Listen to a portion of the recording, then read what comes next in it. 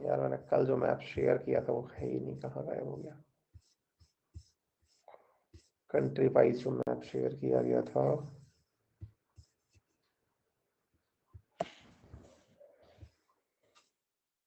एक minute hold करें please.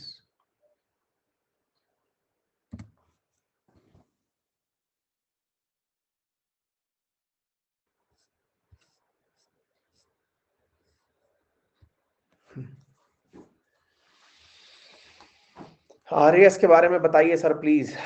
बेटा आरएएस के लिए कभी अलग से क्लास लेंगे, ऑफलाइन में बताते हैं उसके बारे में, अभी यहाँ पे पढ़ो आप लोग, है ना।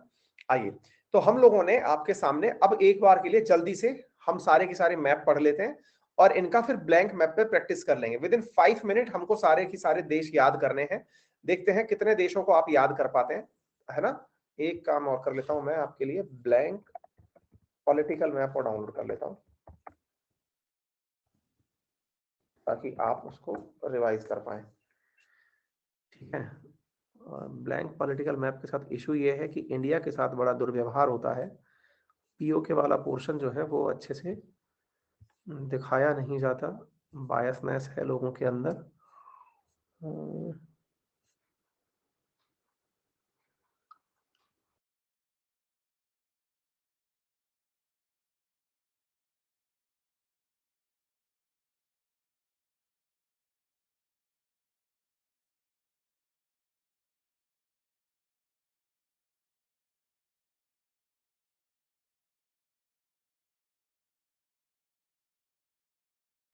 चलो जी, चलिए साथियों, हाँ जी, तो शुरू करते हैं साथियों। जैसा कि आप सभी को मालूम है, सबसे ऊपर की तरफ हमने रशियन फेडरेशन देख लिया और रशियन फेडरेशन के साथ साथ अब हम ना इस तरह से चलते हुए आ रहे हैं, इस तरफ से, ठीक है बेटा। तो इस तरफ से चलते हुए आ रहे हैं, मैं एक बार जूम कर देता हूं, सभी लोग जो है वो एक बार के लिए सारे देश याद कर लें।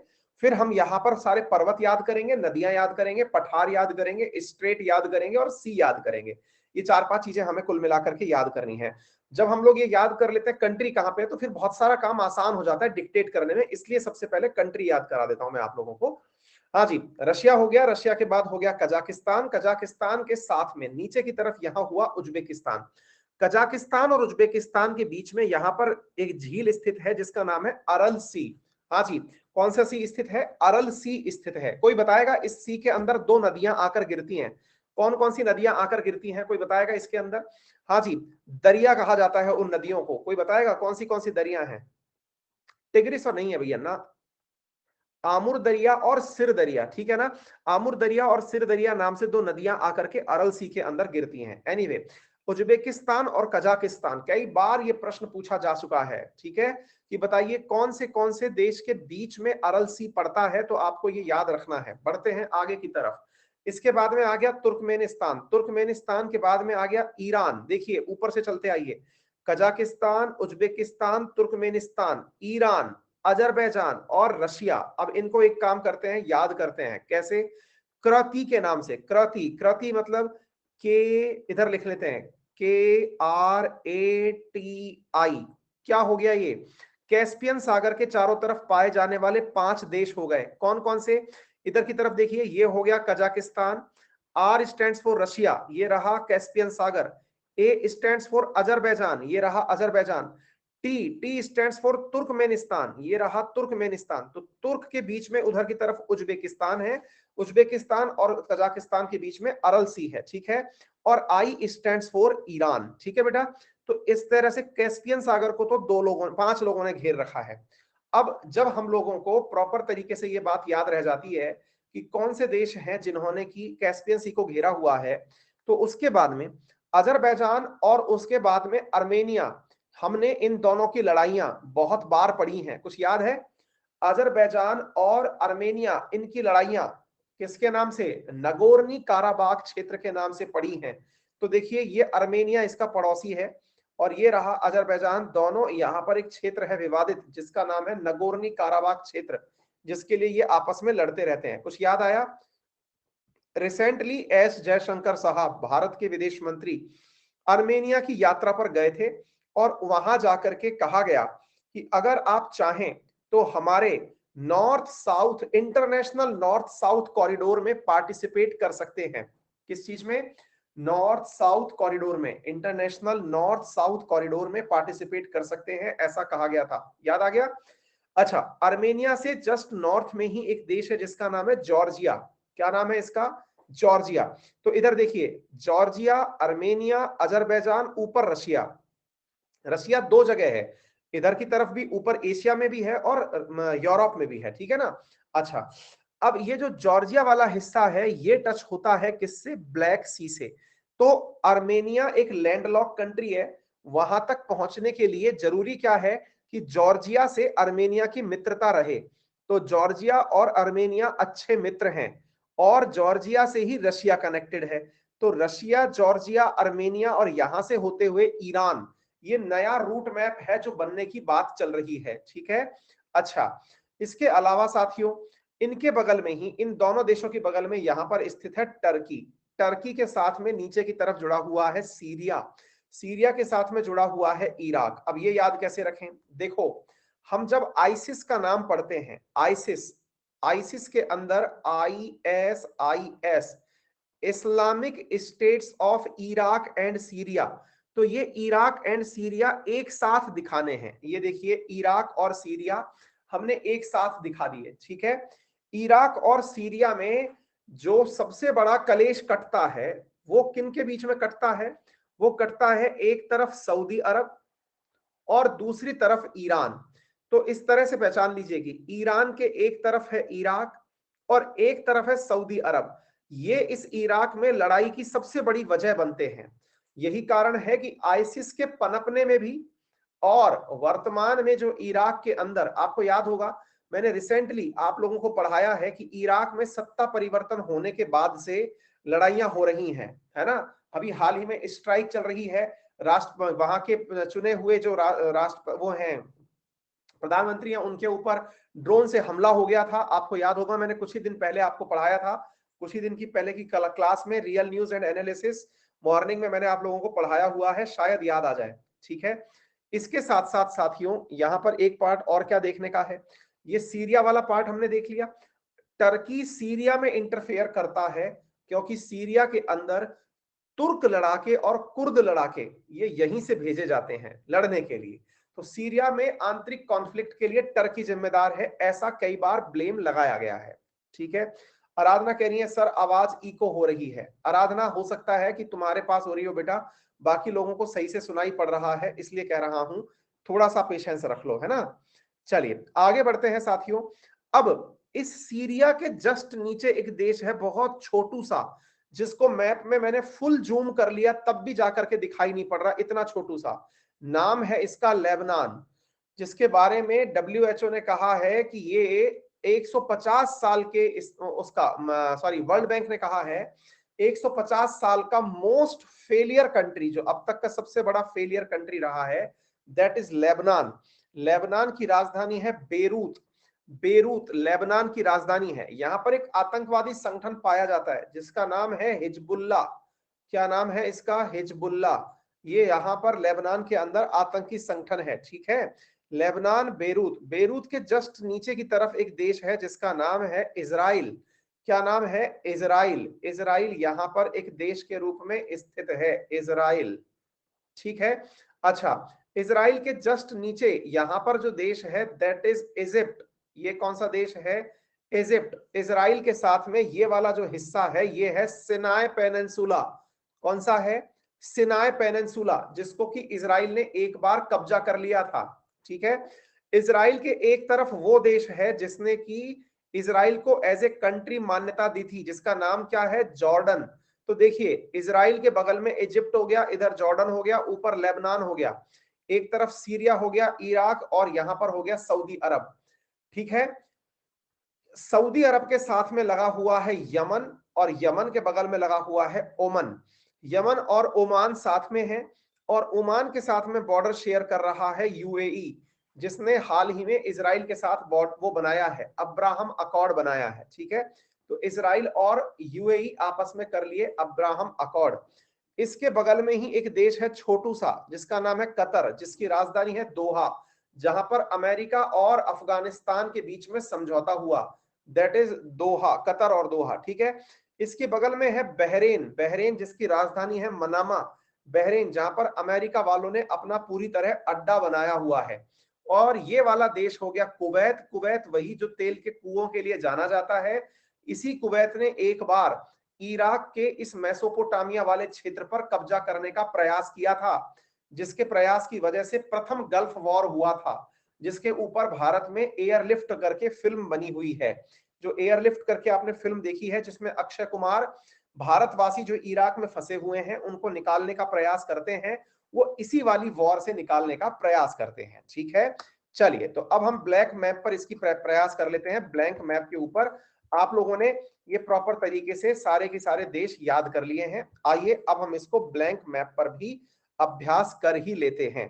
ठीक है, देखते हैं, एक मिनट, अभी ब्लैंक मैप डाउनलोड तो किया है भाई। ओहो, ये डिस्कार्ड कर रखा है, एक मिनट रुकिए।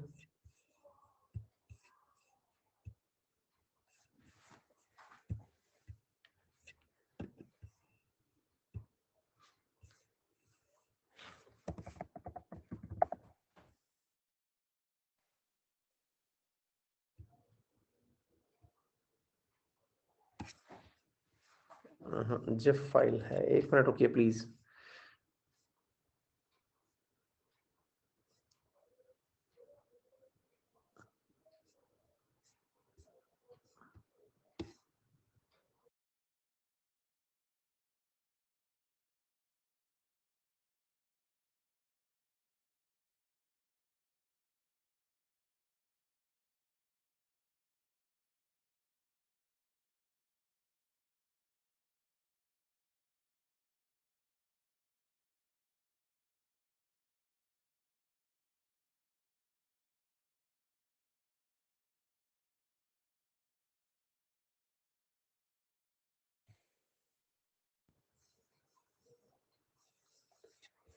एक्चुअली क्या है कि हम लोग जो है ना वो जिप फाइल को अपलोड नहीं कर पाते हैं, कुछ एरर्स आ जाती हैं, इस चक्कर में असली बवाल होता है।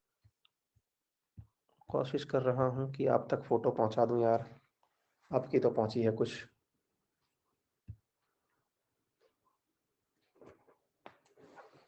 हाँ भाई, कोशिश तो की है कुछ, इधर से स्क्रीनशॉट लेकर के किया है।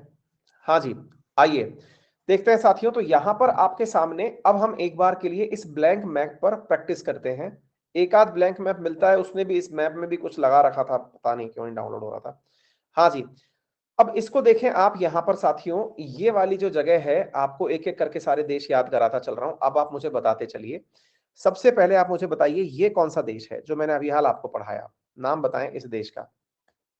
जल्दी जल्दी शुरू हो जाएं आप लोग, ताकि आपने जो सारा की सारा वर्ल्ड टूर अभी किया मेरे साथ, फ्री में बैठे बैठे पूरा एशिया घूम लिया। ये हो गया कजाकिस्तान, ठीक है, कजाकिस्तान, ये हो गया कजाकिस्तान। ये वाला देश जो छोटू सा है यहां पर, उज्बेकिस्तान। इन दोनों के बीच में ये जो पानी भरा हुआ है, अरल सी, ठीक है। अच्छा, अब ये है कैस्पियन सी। कैस्पियन सी के सामने जो देश लगे हुए हैं उनको हमने कैसे पढ़ रखा है, कृति के नाम से पढ़ रखा है। तो देखिए, कृति में K4 कजाकिस्तान हो चुका है, R4 रशिया ये रहा, है ना, A4 अजरबैजान ये रहा देश, अजरबैजान, ठीक है। अब रिकॉल करते चाहिए, T4 तुर्कमेनिस्तान, तो ये वाला देश कौन सा निकल के आ गया, तुर्कमेनिस्तान, ठीक है। अच्छा, इसके बाद में I4 ईरान, ये रहा I4 ईरान। तो देखिए पूरा की पूरे पांचों की पांचों देश याद हो गए। अच्छा, इसके बाद में साथियों यहां पर एक छोटू सा देश ये रहा, इस देश का नाम क्या है, इसको मैं यहां पर स्टार लगा देता हूं, जिसके बारे में मैंने यहां पर बनाया है, इसका नाम क्या है, आर्मेनिया। आर्मेनिया के साथ किसकी लड़ाई चलती रहती है, अजरबैजान की। किस बात को लेकर के, नगोर्नी काराबाग क्षेत्र को लेकर के, ठीक है। इसके ऊपर की तरफ ये वाला क्षेत्र है, इसका नाम क्या है, इसका नाम है साथियों, बोलिए भाई, जॉर्जिया। क्या नाम है, जॉर्जिया, ठीक है बेटा। इसके बगल में ये वाटर बॉडी, इसका नाम क्या है, ब्लैक सी। क्या नाम है इसका, ब्लैक सी। अच्छा, ब्लैक सी के नीचे की तरफ ये वाला देश टर्की, क्या नाम है इसका? टर्की। ठीक है। आप में से कई विद्यार्थियों को लगेगा कि सर हम ये पढ़ क्यों रहे हैं, देशों के नाम क्यों पढ़ रहे हैं? क्योंकि दुनिया में जब जब जिक्र होता है आपको ये पता ही ना रहे कि वो कहाँ है तो ये यूजलेस हो जाएगा, है ना। मैं अगर आपसे कहूं कि मैं अलवर में रहता हूं, आपको पता ही ना हो अलवर कहां पर है, तो वो वही वाली बात है। जिक्र के लिए जरूरी है पहले पता होना। ये वर्ड मैपिंग का असली उपयोग न्यूज को समझने में ही आता है। इसके बाद में साथियों, टर्की के नीचे ये वाला देश, इसका नाम है सीरिया। सीरिया के बगल में ये वाला देश, इसका नाम है इराक। इराक के बगल में ये वाला देश जो कि गल्फ वॉर के लिए जिम्मेदार था, एयरलिफ्ट मूवी के लिए, क्या नाम है इसका? लेबनान नहीं है, कुवैत। क्या नाम है इसका? कुवैत।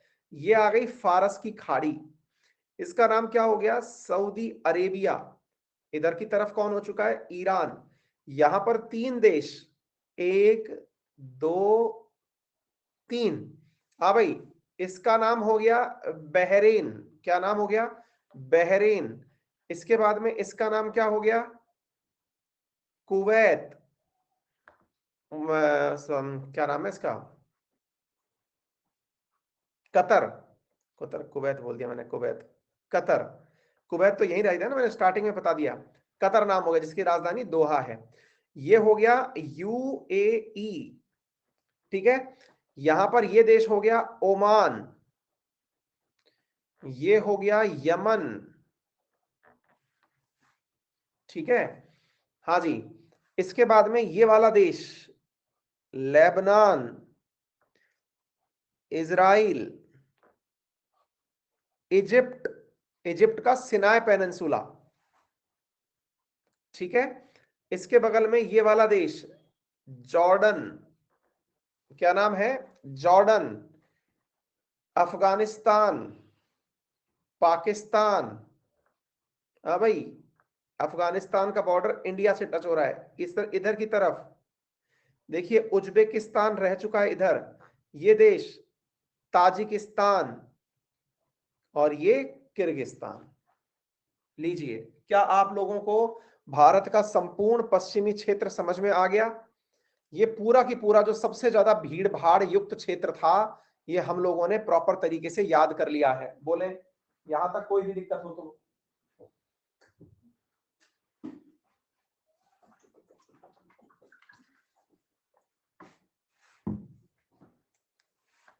बोलिए, यहां तक कोई दिक्कत?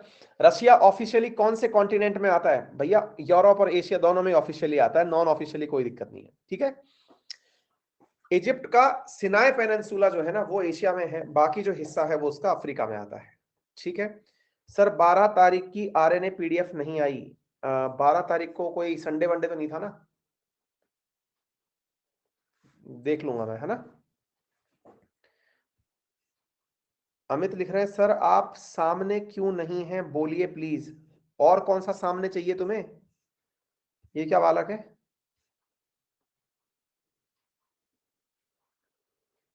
सर आप जैसे समझ में नहीं आ रहा है, दिख नहीं रहा मैं। यार ऐसे कैसे हो सकता है, दिख नहीं रहा मैं, सही तो दिख रहा हूं। सही है भाई साहब। चलिए आगे बढ़ते हैं साथियों, अगले चीज की तरफ चलें। उम्मीद है आपको यहां तक समझ में आ गया होगा। अब थोड़ा सा बाकी वाला पोर्शन, जैसे ये ज्यादा कंजेस्टेड एरिया था ना, ऐसे ही कंजेस्टेड एरिया ये वाला है, आसियान वाला। अब इसको भी याद करना है हमें। ठीक है। आसियान वाला हिस्सा जो है वो आप एक बार के लिए याद करने का प्रयास करें। ये थोड़ा सा इधर देखें। आइए, सबसे पहले इस वाले क्षेत्र को तो हम पहचानते ही हैं, हमारे बिल्कुल कंधे पे हमने बिठा रखा है इसको। और क्या नाम है इसका? नेपाल। नेपाल के पड़ोस में हो गया भूटान, अंदर की तरफ हो गया बांग्लादेश। तो नेपाल, भूटान, बांग्लादेश। ठीक है। इधर की तरफ हो गया श्रीलंका। नेपाल, भूटान, बांग्लादेश, श्रीलंका, ये तो हमको ऐसे ही याद हो जाते हैं, इनमें तो कोई लोड है नहीं। इसके बाद में अब थोड़ा सा हमको इन देशों के बारे में याद रखना है, थोड़ी भीड़ भाड़ युक्त जगह है, थोड़ा ज्यादा अच्छे से याद करना पड़ेगा। प्रॉपर तरीके से जूम कर देता हूं, आप अच्छे से दिमाग में बैठा लीजिए। ये लीजिए साथी। हाँ भाई, अभी रिसेंटली आपको मालूम होगा भारत के मणिपुर वाले हिस्से में आतंकी घटना हुई, पीएलए के द्वारा आतंकी घटना की गई थी, ठीक है। पीएलए का जो बॉर्डर है वो शेयर होता है म्यांमार के साथ में, यानी कि यहां पर अटैक करने वाले जो लोग थे वो छिपते कहां पर जाकर हैं, म्यांमार में जाकर छिपते हैं। ये म्यांमार हो गया। म्यांमार के बाद में ये जो देश हैं जो आपस में कनेक्टेड हैं वो कौन कौन से हैं? म्यांमार के जस्ट बगल में निकलते ही थाईलैंड और dream tourist destination Bangkok, Thailand की राजधानी, ठीक है। अच्छा, अब यहां से अगर आप देखें, अब एक विद्यार्थी कह रहे हैं सर मिस्टर इंडिया बन गए हैं आप। हाँ बीस्ट, बिल्कुल, पीपल्स लिबरेशन आर्मी। अरे मैं दिख तो रहा हूं भाई, ऐसा चक्कर क्या है? कुछ लोग कह रहे हैं दिख नहीं रहे हो, दिख नहीं रहे हो, चक्कर क्या है? सब ठीक है भाई, गजब लोग हैं यार ये। इनके साथ लग रहा है अनअकैडमी वालों ने फिरकी कर ली है, कोई बैठ के मजा ले रहा है इनका। हम्म, ठीक है, तो इधर की तरफ चलते हैं। तो भाई यहां पर ये जो थाईलैंड आया, म्यांमार, म्यांमार के बाद थाईलैंड। अच्छा, इस थाईलैंड के जस्ट पड़ोस में यहां पर है लाओस। अब देखो, आपको यदि याद हो तो म्यांमार, थाईलैंड, लाओस, कुछ याद आ रहा है? म्यांमार, थाईलैंड, लाओस, ये वाला जो क्षेत्र है किस चीज के लिए जाना जाता है बताइए? गोल्डन ट्रायंगल के लिए जाना जाता है। गोल्डन ट्रायंगल क्या है? Golden triangle, golden triangle drugs के लिए दुनिया में सबसे विख्यात स्थान है। दो स्थान ही ड्रग्स के लिए सबसे ज्यादा है, विख्यात कहिए कुख्यात कहिए जो कहना है। एक तो गोल्डन ट्राइएंगल और एक यहां पर गोल्डन क्रीसेंट, ये वाला जो क्षेत्र है। कौन कौन सा? अफगानिस्तान, पाकिस्तान, ईरान, ये वाला तो गोल्डन क्रीसेंट, और यहां पर गोल्डन ट्रायंगल, ये मतलब एक प्रकार से ड्रग्स के लिए सबसे ज्यादा कुख्यात स्थान है, ठीक है। अच्छा, अब हमने ये चीज ध्यान कर ली, आगे चलते हैं। म्यांमार के बाद में लाओस हो गया, थाईलैंड हो गया। अब लाओस से जस्ट ऊपर नॉर्थ की तरफ देश है जिसका नाम है वियतनाम। वियतनाम बहुत खास है हमारे लिए, क्यों? क्योंकि असल में ये वो देश है जिस पर एक बार के लिए, थोड़ा सा लंबा इतिहास है, छोटी सी लाइन में समझने का प्रयास करिए। एक बार के लिए शीत युद्ध का प्रभाव पड़ा था इसके ऊपर। अमेरिका और अमेरिका के विरोध में यूएसएसआर आपस में यहां आकर लड़ लिए थे, जिसे वियतनाम युद्ध के नाम से जाना जाता है। और अमेरिका की अब तक जो सबसे बड़ी हार हुई है उसके रूप में कंसीडर किया जाता है वियतनाम वॉर को। मतलब एक ऐसी लड़ाई जो कि परिणाम के बिना ही निकल गई। यहां पर एक तरह से ऐसे समझिए कि अमेरिका ने खूब सारा पैसा खर्च किया और अंत में, जैसे आज अफगानिस्तान में अमेरिका ने सब कुछ कर लिया, लेकिन अंत में अमेरिका को जाना पड़ा और अमेरिका की इसे एज ए हार कंसीडर किया जाता है। अमेरिका को भागना पड़ा। तो अमेरिका आज तक दो जगह से भागा है। कौन कौन सी जगह से? एक भागा है और एक भागा है वियतनाम से। मतलब यहां पर जो आंतरिक मुद्दे थे वो इतने हावी थे कि यहां पर टिक नहीं पाया वो और उसे निकल करके जाना पड़ा, ठीक है। अच्छा, तो ये वियतनाम बहुत खास है। वियतनाम से चीन भी दुखी रहता है। देखिए क्या है ना, एक बात हमेशा याद रखिएगा, उसी व्यक्ति से आप लड़ाई लड़ सकते हो जिसके पास कुछ कंटेंट हो। आप एक बात बताएं, आपको रास्ते में कोई राह पर खड़ा हुआ, मतलब ऐसा कोई भिखारी टाइप का आदमी खड़ा हुआ है और वो आपको मतलब गालियां बक रहा है, आप उसको देख करके कुछ भी नहीं कह सकते। आप उसको कहते हैं कि छोड़ो इसको, इसी के हाल पर छोड़ दो। क्यों? क्योंकि आप उसके मुंह पर लगेंगे तो आपका समय और पैसा दोनों खर्च होगा। अमेरिका के साथ भी ऐसे ही हुआ, दोनों ही केसेस में, वियतनाम और अफगानिस्तान के दोनों ही केसेस में अमेरिका आया तो अंकल सैम बन के था कि मैं इनको सिविलाइजेशन सिखाऊंगा, लेकिन दोनों ही जगह पर यहाँ के लोग जो कि मतलब सोचो कि ये लोग आजादी ले लिए उसके बाद तक इनको ये नहीं पता देश कैसे चलाना है ना। तो ऐसी स्थिति के अंदर इनके लिए बड़ा क्राइसिस वाला पॉइंट था ये, ठीक है। हाँ भाई, कुछ विद्यार्थी कह रहे हैं सर स्टक हो रहा है। बेटा जिनका नेट खत्म हो चुका है, सुबह से जो लगातार क्लासेस पढ़ रहे हैं, उन्हीं का वीडियो स्टक कर रहा होगा, बाकी सब सही चल रहा है ना। तो वियतनाम को ऐसे याद रखना। दूसरा, आप वियतनाम को इसलिए भी याद रख सकते हो, असल में क्या है कि जो चाइना है ना, इसने इस चाइना के दक्षिण में पाए जाने वाले पूरे समुद्र को अपना बताया और अपना बताने के लिए एक बार के लिए कहा कि इस पूरे पानी पर मेरा अधिकार है। और उस पूरे पानी में इसने 11 लाइनें खींच दी, 11 डॉट खींच दिए, मैंने तो कई सारे खींच दिए। हाँ जी, और 11 डॉट को इन्होंने 11 डैश लाइन नाम दिया। क्या नाम दिया? 11 डैश। वियतनाम अड़ गया इस बात पर कि भैया कोई भी 11 डैश जैसी चीज नहीं होगी, हमको अपने पानी पर किसी का हक नहीं चाहिए।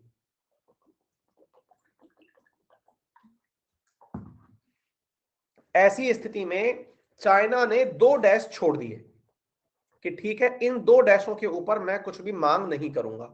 उसके बाद से चाइना जो है वो 9 डैश की मांग करता है। कितने की मांग करता है? 9 डैश। गल्फ ऑफ टॉन्किन के सामने 9 डैश की मांग करता है। तो 9 डैश वो संकल्पना है जिसको चाइना कहता है कि ये कभी मेरा हुआ करता था। ठीक है, अच्छा, तो यहां तक हमको समझ में आ गया। इसके जस्ट बगल में, वियतनाम के बगल में एक देश है जिसका नाम है कंबोडिया। कंबोडिया में एक टेंपल पाया जाता है जिसका नाम, जो सबसे बड़े टेंपल में शामिल किया जाता है, जिसका नाम बताइए क्या है? अंकोर वाट का टेंपल कहा जाता है उसे, है ना, अंकोर वाट का टेंपल। इसके पड़ोस में आ गया थाईलैंड, ये मैंने आप लोगों को बता दिया है। अच्छा, अब एक चीज और जान लीजिए, ये जो लाओस नाम से यहां कंट्री है, इसे चाइना के कर्ज में फंसी हुई दूसरे सबसे ज्यादा फंसी हुई कंट्री माना जाता है। मतलब कि कर्ज में चाइना ने इसको बहुत ज्यादा फंसा रखा है। किसको? लाओस को। इतना तक कि यहाँ की जो बिजली तक भी है वो चाइना के कंट्रोल में है। ठीक है ना? अच्छा, तो यहां पर आ गया आपके सामने लाओस। लाओस हो गया, कंबोडिया हो गया, थाईलैंड हो गया, म्यांमार हो गया। ठीक है बेटा? अच्छा, तो ये सारे देश समझ में आ गए आपको? कुल मिलाकर के 1 2 3 4 5 देश आपको इस छोटे से टुकड़े में समझ में आ जाने चाहिए। अच्छा, इसके बाद में थोड़ा और चलते हैं। नीचे की तरफ जब आते हैं तो हमें मिलता है मलेशिया।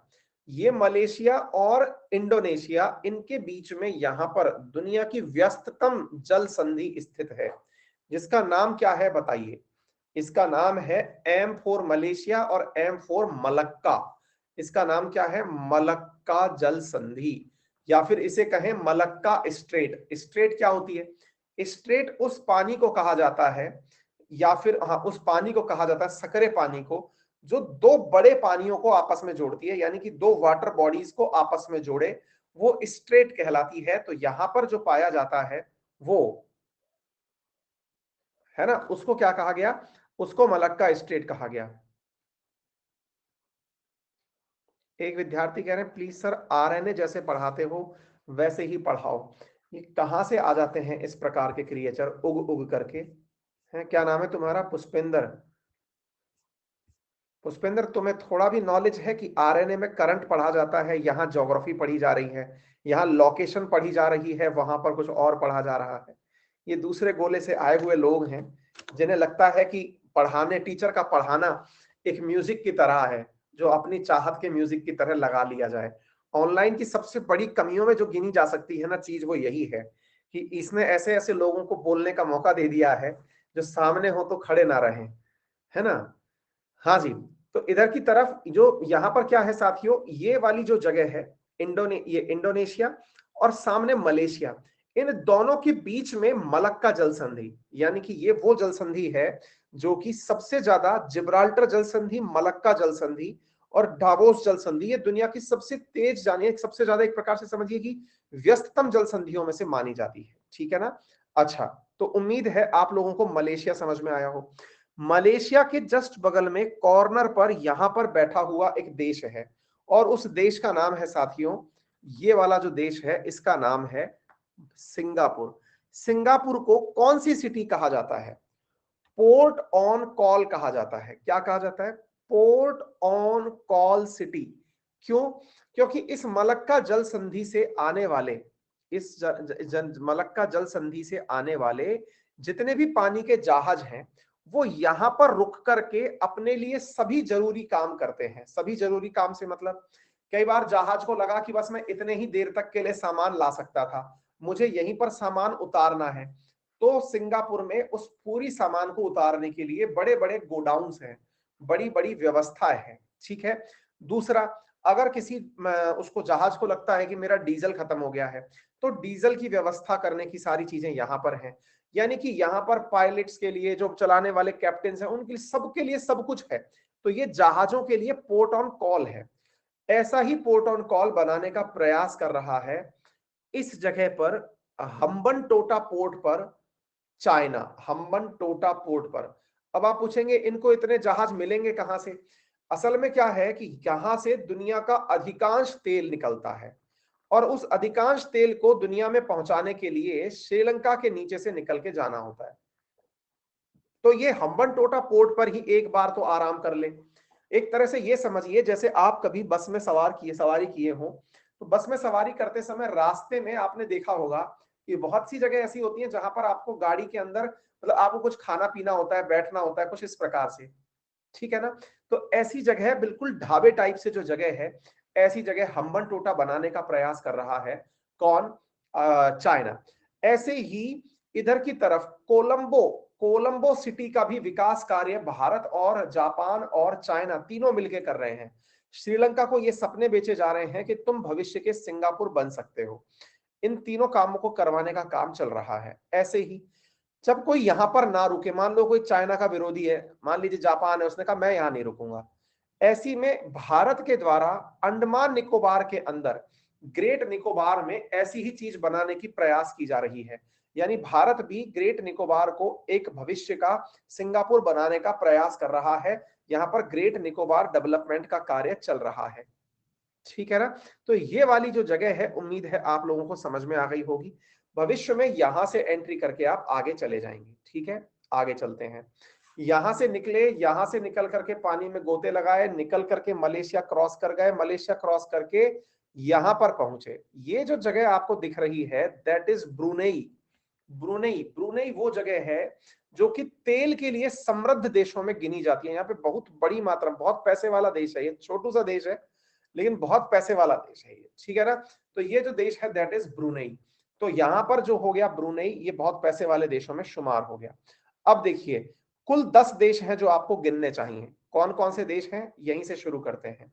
देखिए ये हो गए, यहां से 1 नंबर पर आया म्यांमार, नंबर 2 पर आया थाईलैंड, नंबर 3 पर आया लाओस, नंबर 4 पर आया वियतनाम, नंबर 5 पर आया कंबोडिया, नंबर 6 पर आया मलेशिया, नंबर 7 पर आया इंडोनेशिया, नंबर 8 पर आया सिंगापुर और 9 पर आया ब्रुनेई और 10 पर आया फिलीपींस। ये सब की सब आपस में एक साथ मिलकर के कहलाते हैं आसियान कंट्री। क्या कहलाते हैं? ASEAN country, association of south east Asian nation, that is ASEAN country, ठीक है? तो ब्रुनेई, ब्रुनेई के जस्ट सामने की तरफ स्थित कौन सा है? ये हो गया फिलीपींस। तो बोलिए हाँ जी, जिस प्रकार से आपको यहां पर सारे देश समझ में आए, ये वाले देश समझ में आ गए? किसी प्रकार की कहीं से कहीं तक कोई दिक्कत हो तो बताएं, नहीं हो तो फिर ब्लैंक मैप पर चलिए प्रैक्टिस करते हैं। आइए देखते हैं।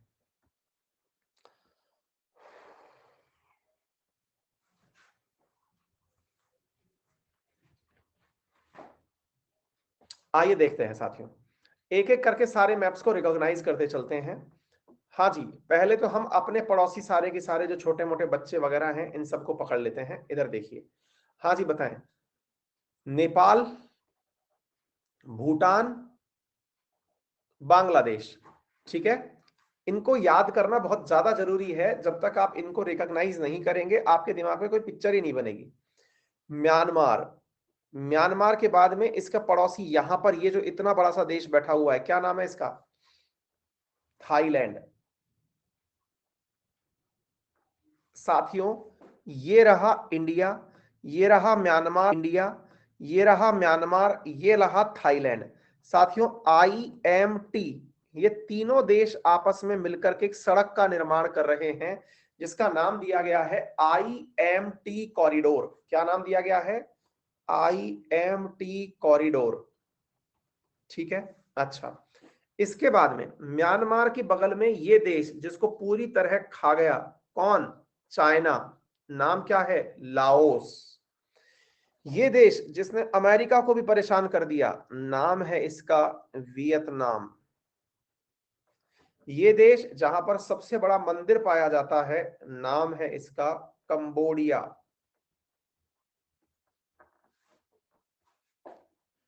ये देश जहां पर दुनिया का दूसरा सबसे ज्यादा पाम ऑयल पैदा होता है, नाम है इसका मलेशिया। ये देश जहां पर दुनिया का सबसे ज्यादा पाम ऑयल पैदा होता है, नाम है इसका इंडोनेशिया। ये देश जहां से इंडिया सबसे ज्यादा पाम ऑयल इंपोर्ट करता है, और ये वो देश जहां से जो second largest palm oil export करता है इंडिया को। इसके कॉर्नर पर वो देश जो कि पोर्ट ऑन कॉल कहलाता है, नाम है इसका सिंगापुर। ये इंडोनेशिया के ही आइलैंड हैं, ये मलेशिया का ही हिस्सा है। इसके बाद में यहां पर एक छोटू सा देश है जिसका नाम है ब्रुनेई। क्या नाम है? ब्रुनेई, जो कि तेल के लिए और पर कैपिटा इनकम के लिए दुनिया में बहुत विख्यात है। यहां पर एक देश जिसका नाम है फिलीपाइंस। क्लियर? किसी प्रकार की कोई भी दिक्कत हो तो बताएं। सारे के सारे देश उम्मीद है आपको याद हो गए होंगे। हाँ जी, तो इस प्रकार से आप लोगों को, और नीचे की तरफ ये जितने भी छोटू मोटू आइलैंड्स है, ये सारे के सारे इसके हिस्से हो गए।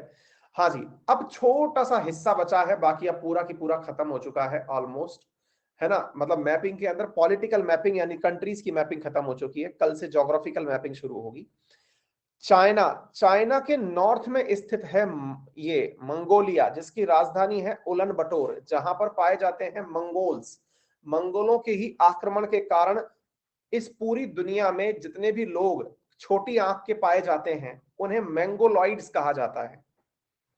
हाँ भाई, मैंगोलॉइड्स क्यों कहा जाता है? क्योंकि मंगोलों का ही आक्रमण हुआ था। चंगेज खान का आक्रमण मंगोलिया से ही इनिशिएट हुआ था, जिसकी वजह से पाकिस्तान के अंदर जो हजारा कम्युनिटी पाई जाती है, अफगानिस्तान में जो हजारा कम्युनिटी पाई जाती है, वो मैंगोलॉइड कैरेक्टर के कारण ही सबसे ज्यादा मतलब वो किए जाते हैं। मतलब चंगेज खान की औलाद, हाँ बिल्कुल, एक तरह से वेग शब्द में ऐसा कह सकते हो। मतलब उसके साथ में जो लोग आए थे ना, उनकी वजह से जो पीढ़ियां बनी, यही कारण है कि ये मंगोलॉइड कैरेक्टर चाइना में, चाइना समेत इन तमाम देशों में देखा गया। ये मंगोलॉइड कैरेक्टर है। हाँ जी, चाइना, चाइना के बाद में साथियों इसके सामने निकलते हैं तो चाइना का ही एक बिल्कुल उसका मित्र जिसका नाम है नॉर्थ कोरिया। नॉर्थ कोरिया के जस्ट बेटा बिम्स्टेक एक गठबंधन, एक बालक है जिसको बिम्स्टेक के बारे में पता है लगता है, इसलिए बार बार देखे दिए बिम्स्टेक पड़ा है, हर बार जहां देख रहा है वहीं बिम्स्टेक डाल दे रहा है। बिम्स्टेक बेटा देशों का संगठन है, कोई देश थोड़ी है। हाँ जी, इधर नॉर्थ कोरिया, फिर साउथ कोरिया, और सामने की तरफ है जापान। जापान जिसके 4 हैं आइलैंड, कौन कौन से? Hokkaido, Honshu, Hokkaido, Honshu, Shikoku, Kyushu, 4 बड़े आइलैंड हैं इसके पास। यहां से जापान के सामने है रशिया, और इनके बीच में ये वाली जगह है विवादित आइलैंड की जगह, जिसका नाम है क्यूरिल आइलैंड। क्या नाम है इसका? Kuril island. ठीक है, तो उम्मीद है आप सभी साथियों को कंट्रीज के साथ साथ सारी बातें याद हो गई होंगी।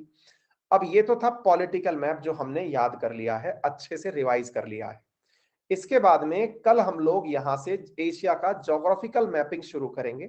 तो मुझे पूरी उम्मीद है कि आप लोग एशिया की ज्योग्राफिकल मैपिंग में प्रॉपर तरीके से पार्टिसिपेट करेंगे। ठीक है।